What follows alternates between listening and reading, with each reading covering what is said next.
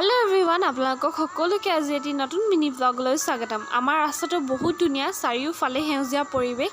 ভিডিঅ'ত বেয়া দেখিব পাৰি কিন্তু সঁচাকৈ ধুনীয়া আৰু আজাৰ ফুলৰ সময়তো আৰু ধুনীয়া দেখি। গধূলি দুইটাই ওলাই আহিছোঁ মা ঘৰলৈ বুলি। ৰাস্তাতে পাই জগন্নাথ মন্দিৰ। আজি সোমাবলৈ নহ'ল, বেলেগ এদিন নিশ্চয় চেষ্টা কৰিম দেখুৱাবলৈ। ৰাতি আৰু ভিডিঅ' নকৰিলোঁ, মাহঁতৰ লগত অলপ টাইম স্পেণ্ড কৰিলোঁ। ৰাতিপুৱা মায়ে দিছে চাহ বিস্কুট, খাই পেলাই ওলাই গ'লোঁ কলেজলৈ।